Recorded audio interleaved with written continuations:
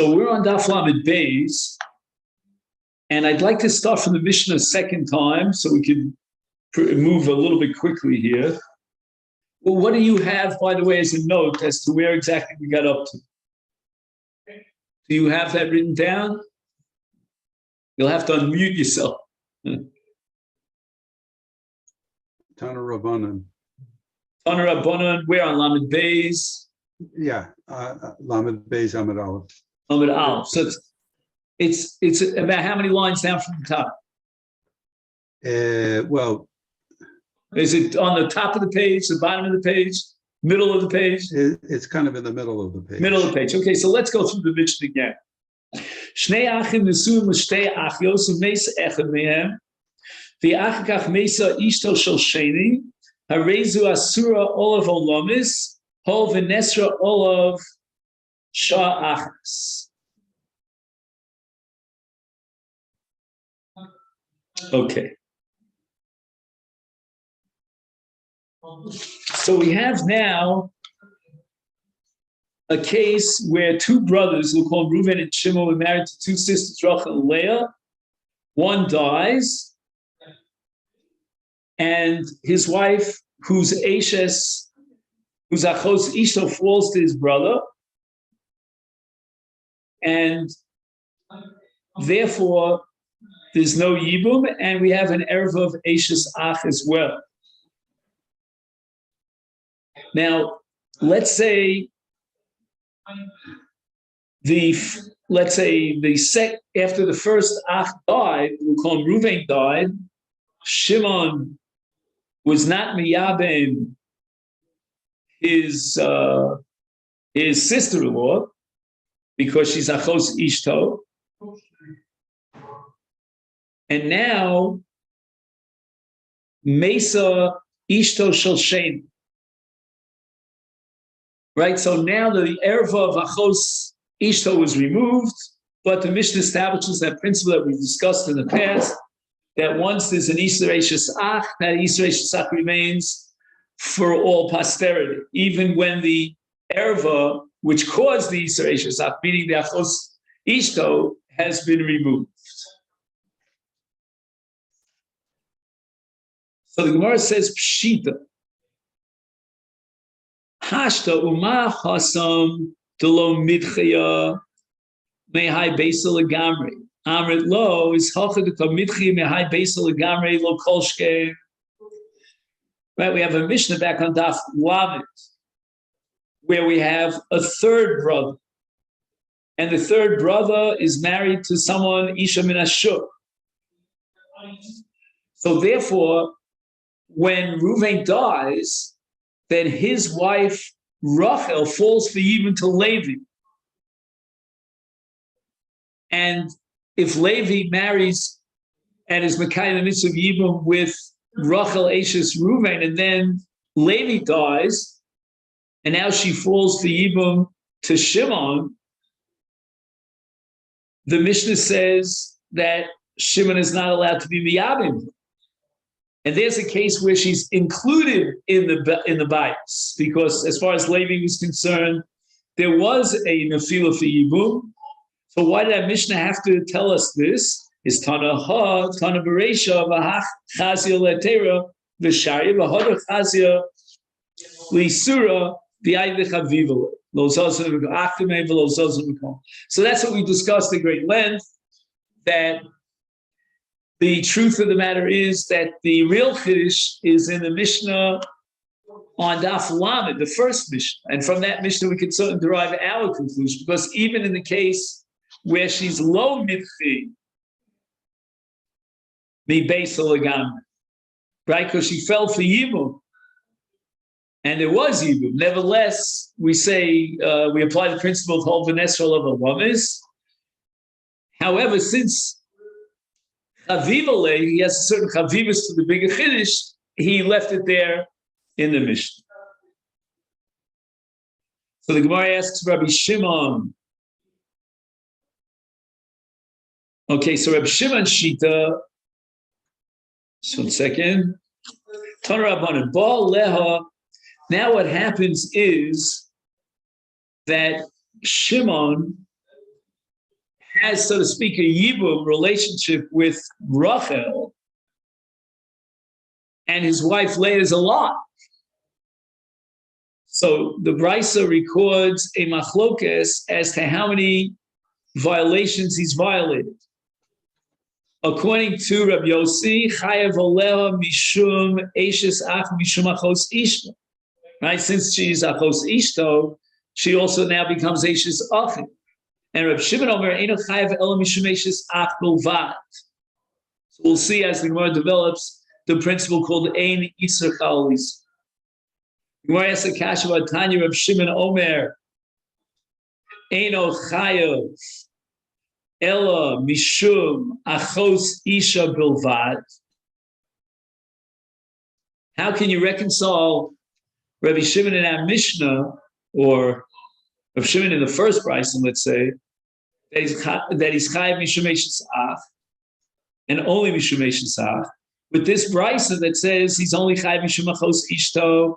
So again, now the Gemara is going to go through the sequence, the chronology. What happened first?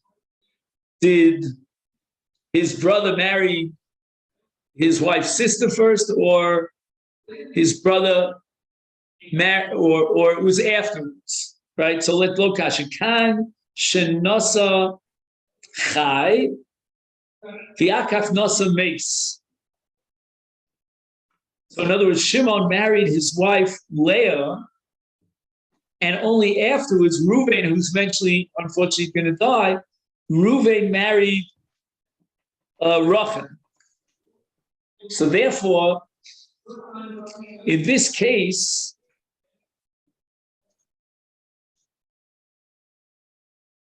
the Iser of Eishes Ach comes first. Just 1 second. No, that didn't make any sense. 1 second, just step in. Chila Nasa Yavam Seshu Chai Es Ishto. He married Leah. Ve'achach Nasa Es Achos. It's with Chila Nesra. Oh, I'm sorry. Yeah. Nesra Ola Bachos Ishto. Right. So we have the second Brisa, we'll call it Brisa Roman numeral number 2, says that according to Shimon Yischai Mishum Achos Ishto, and that's because by the time Reuven got around to marrying Leah, to marrying Rachel, Shimon had already previously married Leah. So immediately after Shimon marries Leah, Rachel is an erva to Shimon of Achos Ishto. And therefore, the Iser later on, when Reuven marries Rachel, and now Rachel has a double Iser on top of Achos Ishto vis-a-vis Shimon, she's now also Eishes Achu. So we apply the principle of Ein Iser Chalis. But what about Brisa, Roman numeral number 1? That's a case. Shenasa hames v'achach nasa chai. In other words, Reuven marries Rachel before Shimon married Leah, so that the Iser of Eishes Achiv emerges first, and only then, later on, when Shimon marries Leah, do we add another Iser of what? Of Achos Ishto, and then we apply the principle of Ein Iser Chal Iser. Hence, we have Rabbi Shimon in the Brisa, number 1, that says, Einu chayv ela mishum eishes ach bilvad.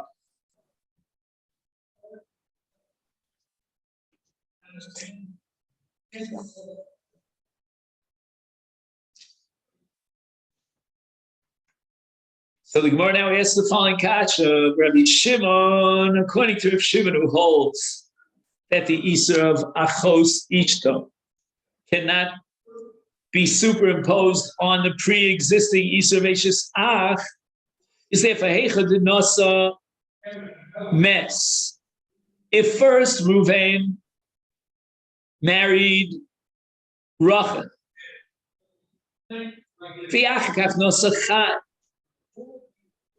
and now Shimon goes ahead and he marries Leah, came under Israchos Isha Lo Chayla.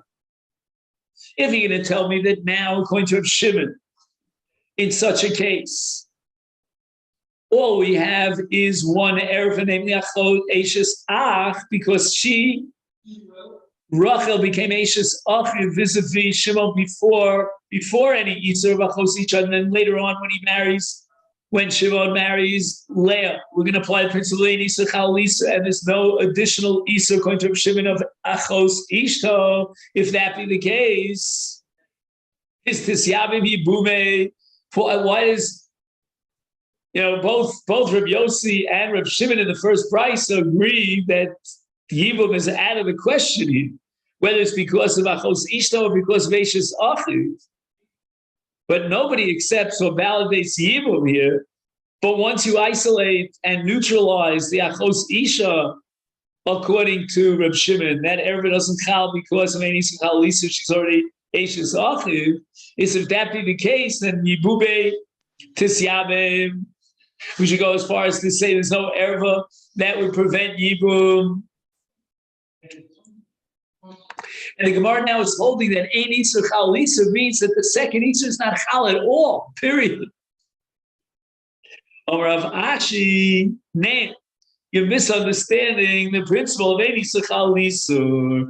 Even though Isur Achos Isha is not chal completely, but mitla toli v'kot, it's still in the air. It's floating in the air. It's like a lion in the, he's locked up until you open the lock and the gate, and then he's gonna jump at you. Or the bull, I don't know, in Spain, whatever it is mitla toli v'koi, the poka Isur Eishesach, the moment that you're going to remove the Isur Aleph, which is first the Isur Eishesach, and the male Achos Ishto is going to come out of the bullpen, and it's going to be chal. Asi Isur Achos Isha v'chayla. It's Hilchach Lo Poka. Okay, we'll try to spend a minute or two on Hilchach Lo Poka, but the main thrust of what the Gemara is being machadish here, we understand very well that Ein Isur Chal Lisa is not to be taken to its extreme conceptual definition, meaning that the second Isur is not chal, period, at all, doesn't even get off the ground. The second Isur is just waiting to be chal. As soon as you remove the first Isur, the second Isur will be chal. So here we have Eishes Achiv, but although the Eishes Achiv erva is preventing the Achos Ishto from being chal, as soon as we remove the Isur of Eishes Ach by virtue of Yibum, then Memela, the Isur erva of Achos Ishto is chal, even if I hold any Isur Chal Lisa.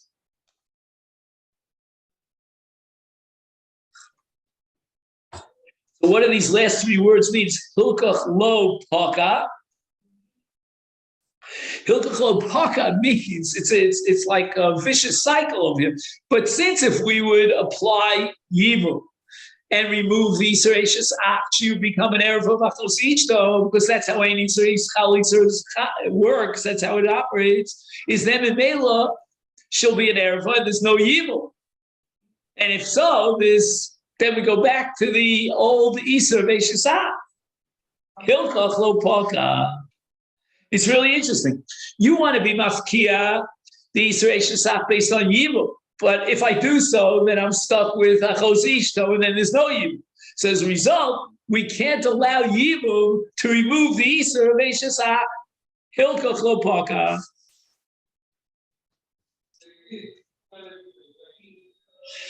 Again, you could have logically said something totally different. You could have said, well, if you're going to remove the Isur Eishes Ach, why are you removing the Isur Eishes Ach? Meaning, what gives you the right to activate the Isur of Achos Ishto? It's the removal of Eishes Ach. Well, why did you remove the Isur of Eishes Ach? The answer is because of the mitzvah of Yibum. So you must be applying the mitzvah of Yibum. And once you apply the mitzvah of Yibum, then there shouldn't be an Isur of Achos Ishto. But the Gemara says just the opposite. That if by removing the Isur erva of Eishes Achiv, you're going to activate the Isur erva of Achos Ishto, then Mela, you do not remove the Eishes Ach, which is another way of saying there's no mitzvah of Yevamot. There's a real error. Again, this only makes sense in the new revamped definition of Eini Sechalis.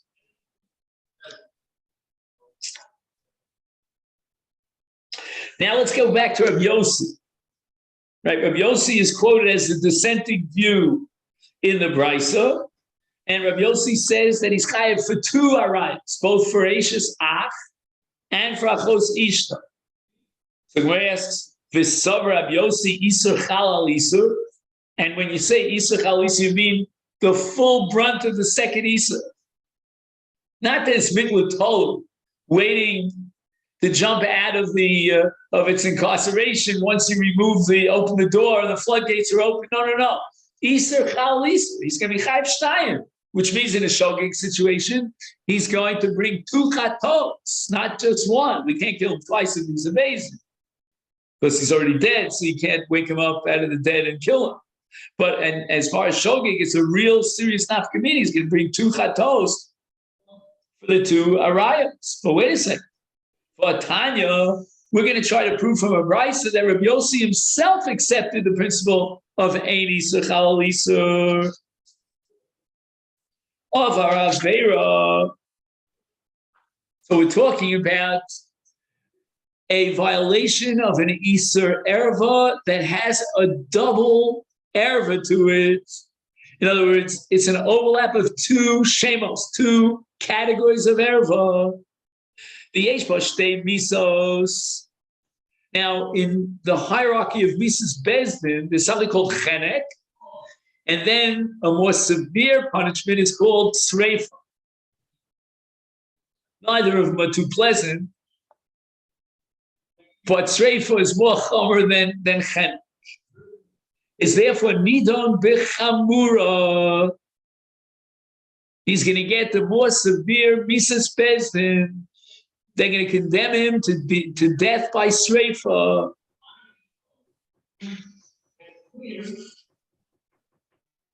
And that's the sheet of the Tanakama. Rabbi Yossi Omer Nidon be Zika Rishona Haba Olav.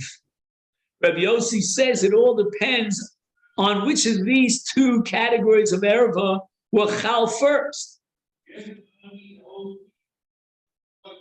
And the Gemara is now going to explain the Tanya Ketzad. What does it mean? Over Rabbi Yossi Nidon Bezika Rishona Olav is Chamoso B'Nases Eishes Ish. In other words, he married this woman's daughter, and then his mother-in-law got married to whoever she got married. So the son-in-law is now enjoying not only the din chamoso, but now the din h'ish. Now, don't ask me why, but the Torah has determined that chamoso is more severe of an erva as far as ownership is concerned than ish. And therefore, Rabbi Yossi says, Nidon bechamoso. Chamoso is a more severe violation. It's a chiyuv sreifa. Whereas Eishes Ish is only chenek. Again, not that chenek is not, chenek is also not so pleasant. But it's not as bad as sreifa where they burn the insides. The whole kishkas get burnt up. Whatever it is. So, but don't ask me why the Torah is, in its infinite wisdom, has established that chamoso is more severe of a death, deserves more severe of a death penalty than Eishes Ish. But now we have the opposite situation. Eishes Ish benases chamoso. What happens if a woman gets married and now he marries her daughter? That woman is now his mother-in-law, but she was already prohibited b'toras. Eishes Ish is nidon. The Eishes Ish, he gets the lighter of the two punishments. We're going to give him chenek rather than sreifa. Why? Because once the Isur of Eishes Ish was chal, because his future mother-in-law got married, then when he marries her daughter and she becomes chamoso, we're going to apply the principle of ein isa chal isa.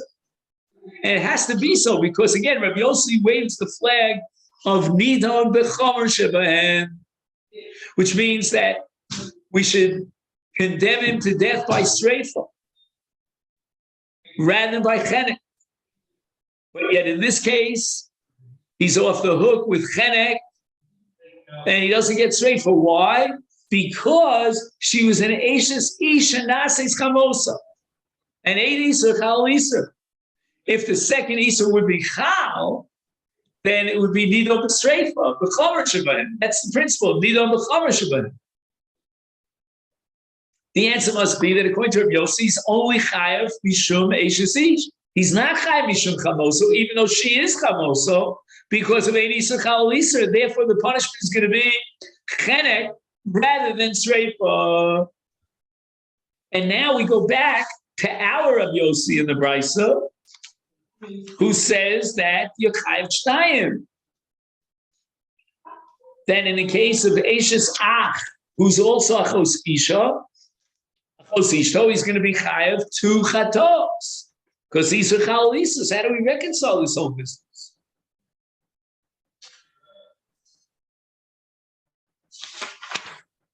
So here we turn to Daf Lamed Beis, Amud Beis. Over Rabbi Avo, Moder Rabbi Yossi v'Iser Mosid.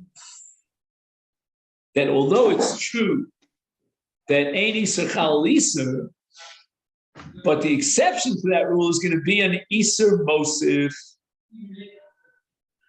And Eishes Ish is going to be an Iser Mosif vis-a-vis Achos Ishta. Because Achos Ishto means that he is prohibited in this erva because of his marriage to this woman's sister. No one else has that Isa. But Eishes Ish is an Isa on everybody. And that's mostly. So therefore we work this out in the following way. We go back to the Brisa of Rabbi Yossi. And we're talking about Eishes Ach and Achos Isha. Now, in the case of Eishes Ach, that's going to be an Iser Mosif because it's that Iser is generated on all the brothers. And therefore he's Chayav Shtar. So let's see.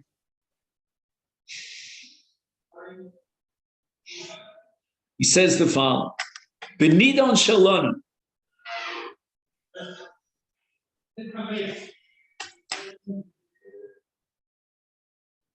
Mitchila Kishenosa Esachosa. So first he marries, meaning Shimon marries Leah. Nesra Olav. Now Rachel becomes an erva midin achos ish. V'adayin hi muteres l'chshar ha'ach. Right. So let's say there's Levi, a third brother. Levi is allowed to marry Rachel because Levi's not married to Leah, her sister. Ba'achi v'nasa osa.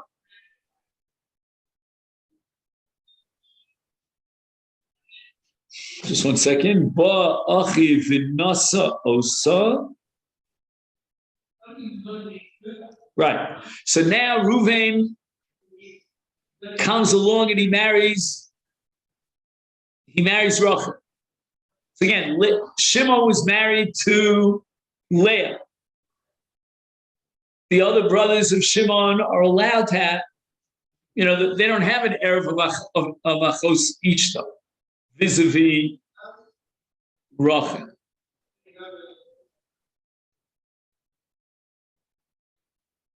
The only one to whom Rachel is asura olam midin achos ishto is only Shimon. The other brothers have no problem with Leah.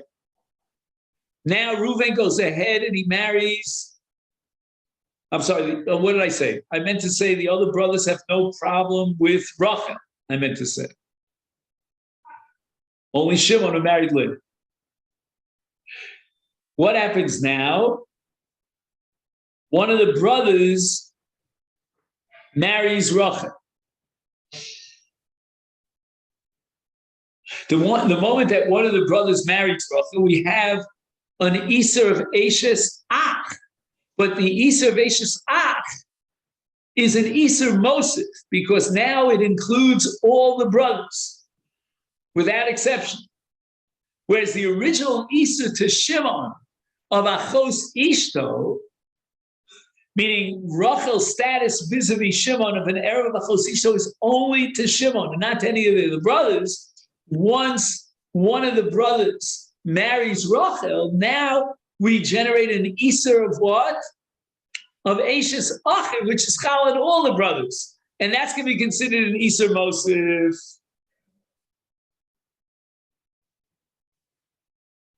Mitoch shenosaf ba Iser Eshes Ach legabi shar ha'achim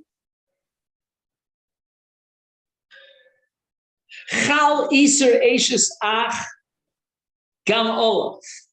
Meaning, let's focus now on Shimon. Shimon is saying, I don't have an Erev of Eshes Ach vis-a-vis Rachel because she's already prohibited as an Erev of Achos Ishto. But the answer is we have an Iser Mosif here. Okay.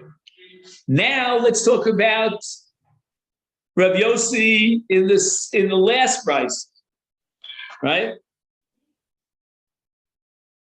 And you have a woman who's married, and then he marries her daughter. So that's called an Eshes Ish Shenases Chamosa. So Rabbi Yosef holds that if he has a relationship with her, he's going to be put to death by chenek and not by sreifa. Why? Mivnei she'iser chamoso shechal al iser eshes ish eno iser mosif. Because once the mother, if you followed me, the mother got married, she becomes asur to the whole world. Now somebody goes ahead and marries this woman's daughter, she becomes chamoso, but what does chamoso add? She's already prohibited as Ashes, as an Ashes ish. Is hoel the isha zukvar asur l'cholol b'isur Ashes ish shenases chamoso lo nosaf ba isur li'ada ba'olam l'chein ein isur chamoso chal al isur Ashes ish.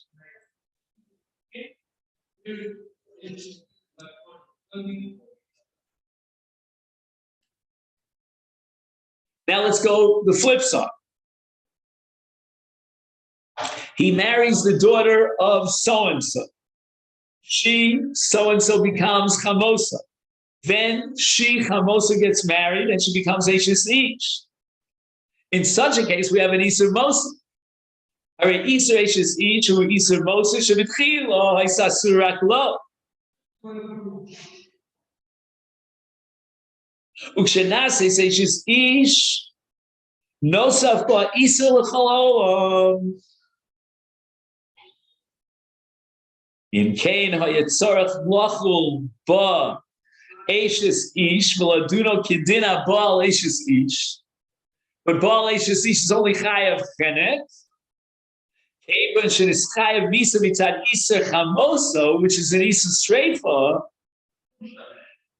and we can't put him to death twice. We have never figured out that technology. Therefore, we're going to be nidon b'chamer sheba, and we're going to drop the ball on the Ashes Ish violation and condemn him to death for a chamosa, which is an Isa streifa, as in nidon b'chamura.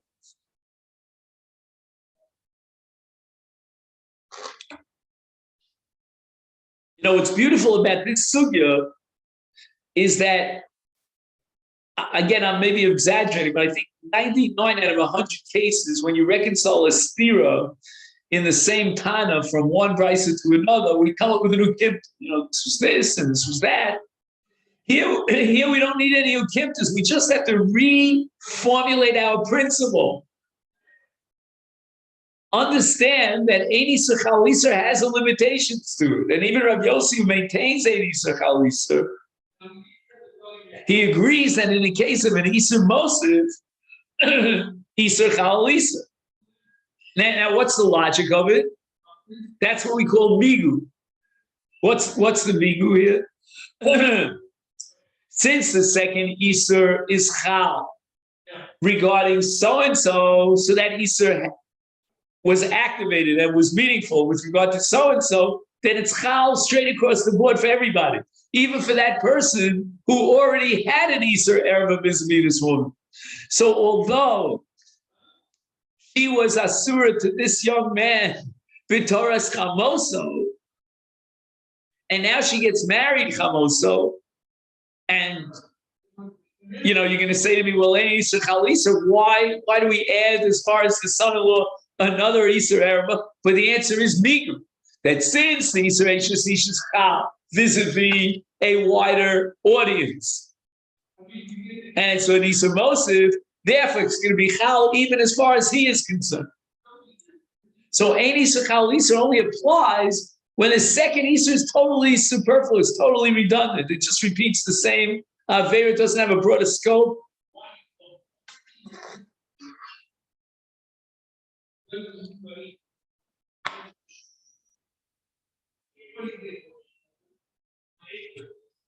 So the Lord asks the following question.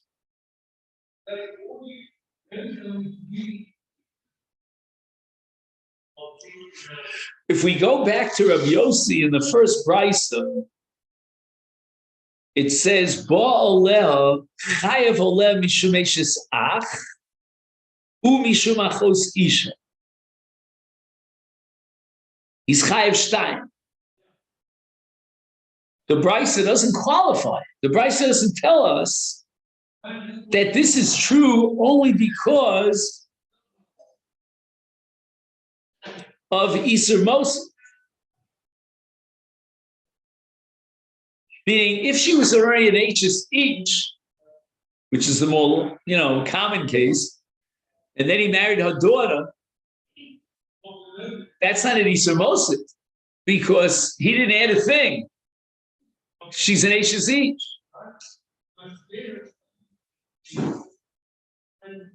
Is Rabbi Yossi says Yechayev shtei chatos bein biofen shu nasa icha tchila v'achach nasa achiv es hachosa umeis ha'ach. Okay.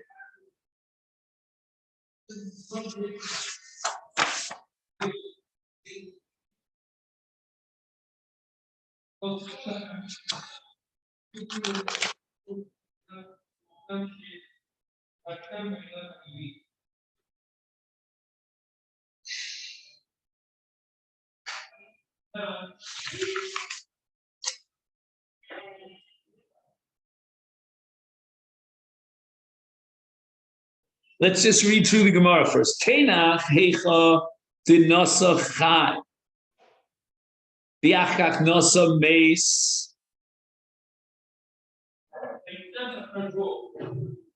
Right, chai we said was Shimon, and Shimon marries Leah, and then Reuven marries subsequently Rachel. So Rachel's status was that of Achos Ishto. Now she becomes Ashes Achir.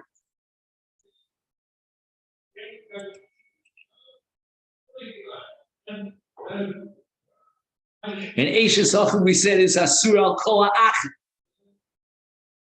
Miyu the Tosif Iser Legabi Achir, the Tosif Iser Legabi Dideh.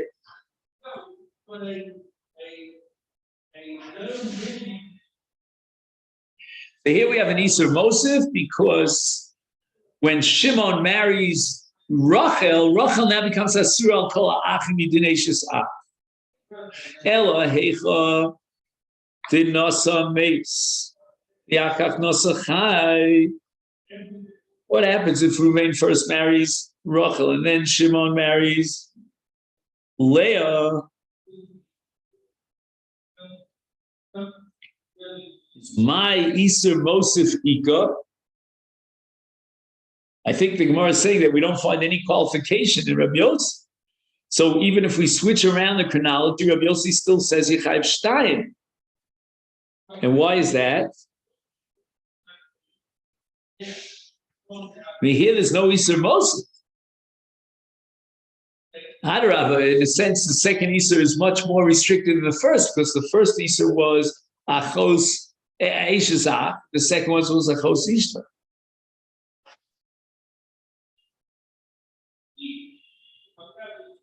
I'll read to you he adds the following. He says, Heichal Isur Achos Isha. Al Isur Eishes Ach. How could it be that now that Shimon went ahead and he married Leah?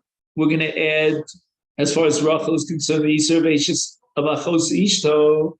Hare lo nosif Isur Isha Zula Gabi Acher. Nimtza shein kan Isur Mosif b'chtei shenom v'shyachal Isur Achos Nizam. And Ken L'das Rav Yossi she'ein Isur Chal Isur Madu b'ofen shel Nosa Mes the Achkach Nosa Chai over Mishum Shnei Isurim. So this is the real problematic case, is where Reuven married Rachel and then Shimon married Leah. Why should it be Chayv Shtayim?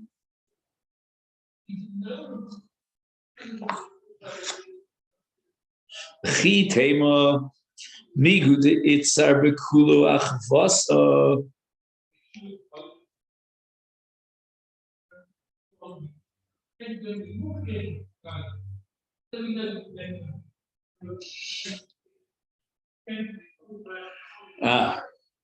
In other words, why are we focused on the brothers? What about sisters? Right, you're telling me that as far as brothers are concerned, Adarabah, the first marriage of Reuven was the one that added an expanded scope to generate an Isur Veishesach on all the brothers. Let's look at it from the perspective of sisters. And when Shimon marries Leah, that marriage will generate an erev on all of Leah's sisters.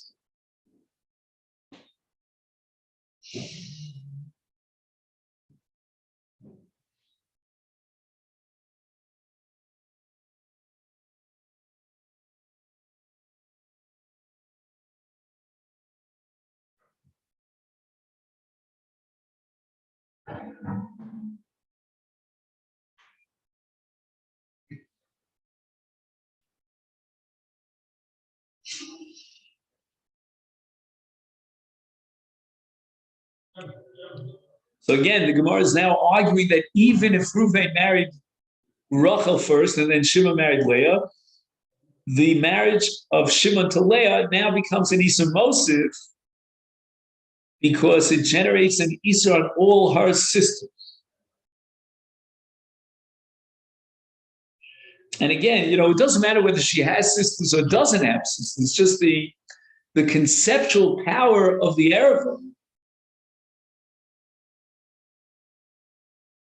The only thing that bothers me is that if the rule is ein Isur Chalisa and the exception to the rule is an Isur Mosif, we're in a stalemate.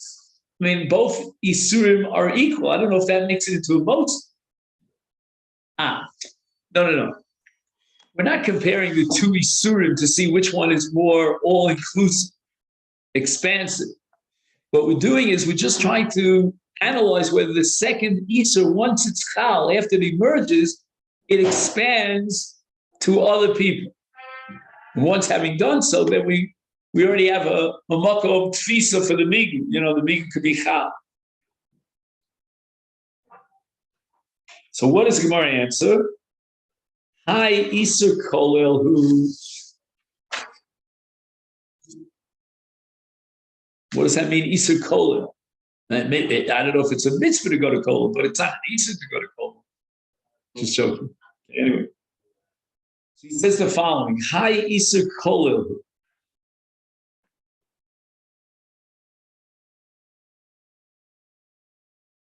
So the Gemara seems to be differentiating between two categories. There's something called an Isur Mosiv and something called an Isur Kolel.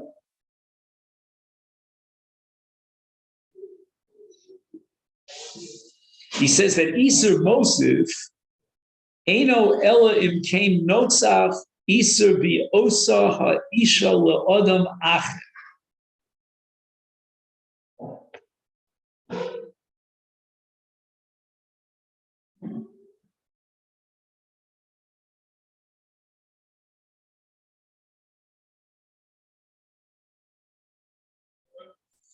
Aval B'Eishes Ochiv Zu Lo Nosef Isur LeOdam Acher.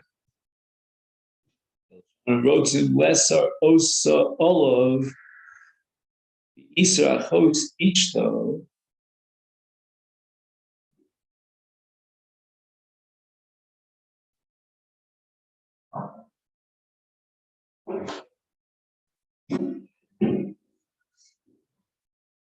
Agav Shar Achios Ishto.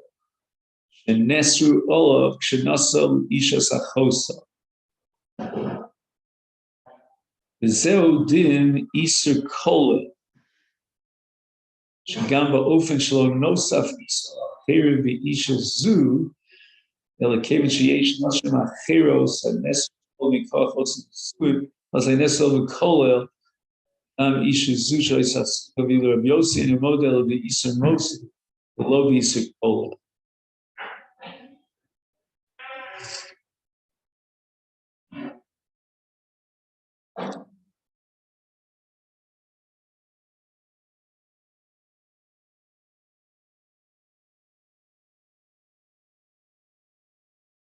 Again, what's the case of an Isur Mosif? I understand what Isur Kolel means. Let's just see.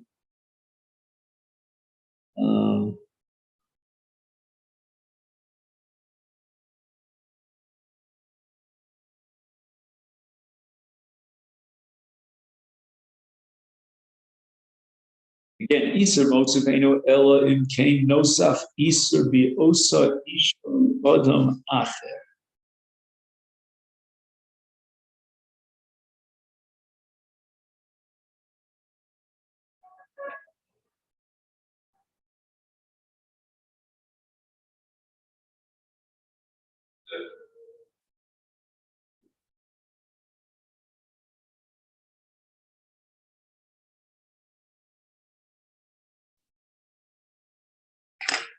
Again, those are the key words. El Nosaf Isur Bi Osa Isha Li Adam Acher.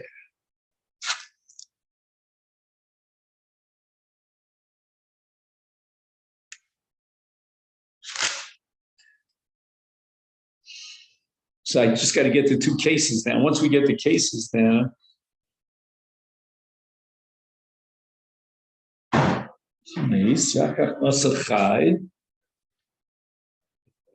if Ruvain marries Rachel and then Shimon marries Leah,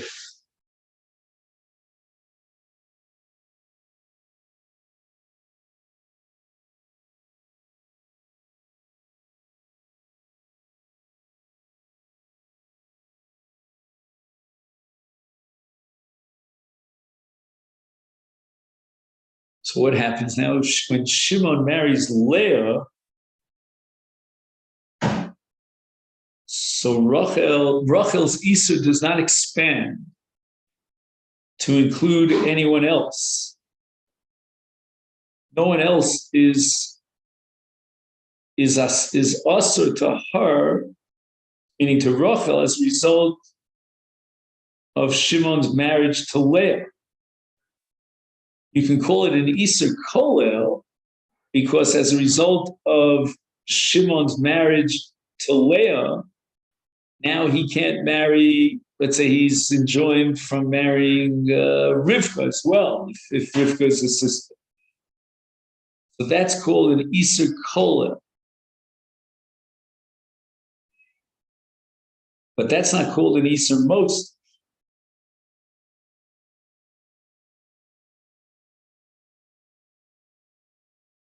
Now, what would be the case of an Isser Mosif is that now, by her becoming an Ashes Ish, then he himself, vis-a-vis Rachel, after Reuven marries Rachel, there's another Isser added over here to Shimon. That's called an Isser Mosif.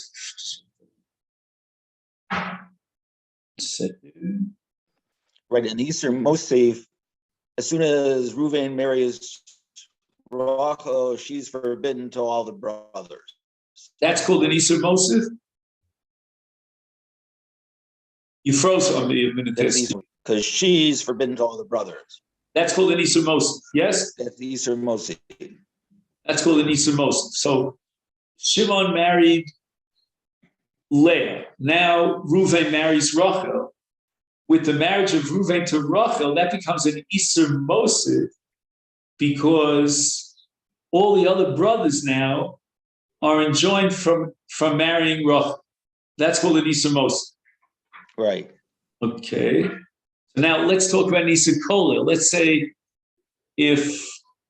what the Gemara's kasha was that even if Reuven married Rachel first, and subsequently Shimon married Leah, now, as a result of Shimon's marriage to Leah, he can no longer marry Rivka, another sister.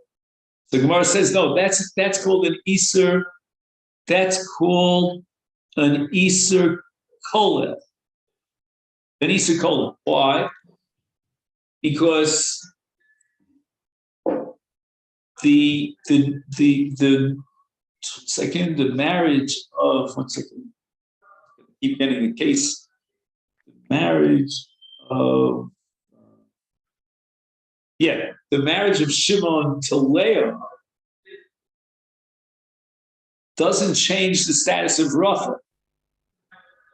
In order to achieve an Isser Mosif, you have to say that this woman herself Is to others. Became Asura in an expanded way as a result of that marriage. And that's true in the case where Reuven marries Rachel after the marriage, right? So now Reuven's marriage to Rachel is going to expand the Isser of Rachel. Rachel herself becomes Asura al kol ha'ach. Masha'en kain, if it's the reverse, and the second marriage was that of Shimon to Leah, that doesn't impact at all on Rachel. It only means that Rachel is Asura to Shimon as Ashes, as Achos Ishto, but in any event, she was Asura b'Toras Ashes Ah. Now, it's true that his marriage, meaning Shimon's marriage to Leah, is going to expand the Isser, but it's only going to expand the Isser towards other Achayot, other people. But it's not that you're creating an Isser, that Isser now includes, right?